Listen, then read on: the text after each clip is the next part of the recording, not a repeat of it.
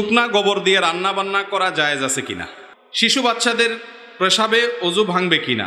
অনেকেই, অনেক মা চাচিরা শুকনা গোবর দিয়ে রান্না বাড়া করেন, অথবা বিভিন্ন যে খড়ি আছে খড়ির উপরে গোবরের প্রলেপ দিয়া তারপর রান্না বাড়া করেন। তো এই প্রশ্ন উত্তর হলো যে গোবর যদি আগুনের জ্বালানি হিসাবে ব্যবহার করে পুড়িয়ে রান্নাবাড়া করা হয়, সে রান্নাবাড়া খাওয়া যাবে, এটা নাপাক হবে না, হারাম হওয়ার কোনো কারণ নাই। আপনাকে দেখতে হবে পাতিলের ভেতরে জিনিসটা কি।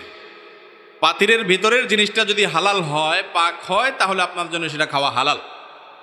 আর গোবর যখন শুকিয়ে যায় তখন সেটা টাচ করলে বা ধরলে নাপাক হয় না, সাধারণত সচরাচর যদি লাগলেই নাপাক হয়ে যায় না।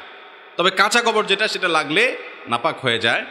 অতএব শুকনা গোবর যদি রান্না করেন, হাতে লাগলেও তখন দুর্গন্ধ হয়, তাহলে ধুয়ে ফেলবেন, শেষ, আর কোনো অসুবিধা নাই। কিন্তু গোবর দিয়ে বা গোবর দিয়ে যে সমস্ত লাকড়ি বা আপনার জ্বালানি তৈরি করা হয় গ্রামাঞ্চলে, সেগুলা দিয়ে পুড়িয়ে সেগুলোকে জ্বালানি হিসেবে ব্যবহার করে রান্নাবাড়া করলে, ভাত তরকারি রান্না করলে সে খাওয়াতে কোনো অসুবিধা না, সে খাবার নাপাক হবে না, সেটা হারাম হবে।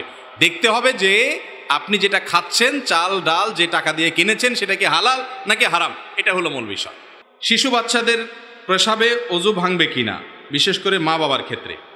মা বাবার জন্য আলাদা কোনো মাসআলা নাই ভাই, ভাঙলে সবার ক্ষেত্রে ভাঙবে, আর না ভাঙলে কারোর ক্ষেত্রেই ভাঙবে না।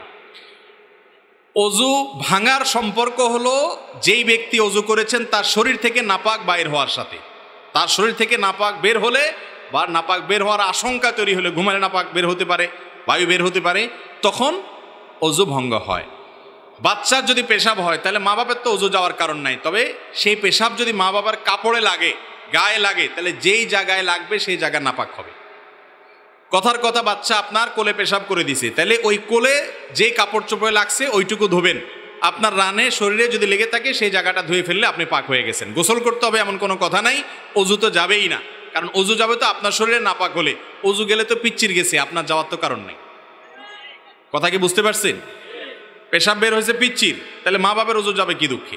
মা বাবার অজু যাবে না, তবে তাদের যে জায়গায় পেশাব লেগেছে ওটা নাপাক হবে।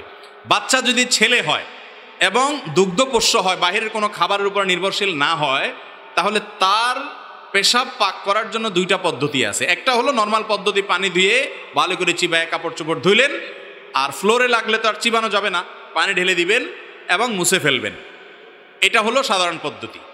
আর আরেকটা পদ্ধতি আছে, সেটা হলো ছেলে বাচ্চা যদি দুগ্ধপোষ্য হয়, শুধু মায়ের বুকের দুধের উপরে নির্ভরশীল হয়, এই বাচ্চা পেশাব করে দিলে যতদিন পর্যন্ত বাইরের খাবার না খায়, শুধু মায়ের দুধের উপর নির্ভরশীল হয়, এই বাচ্চার পেশাবের উপরে পানির ছিটা দিলেও সেটা পাক হয় বিভিন্ন বর্ণনা থেকে, এরকমটিও জানা যায়। কিন্তু যখন কন্যা শিশু হবে তখন সেক্ষেত্রে সাধারণ নিয়মে, অর্থাৎ প্রথম নিয়মটাই শুধু প্রযোজ্য হবে, ছেলের ক্ষেত্রে দুইটাই প্রযোজ্য হবে।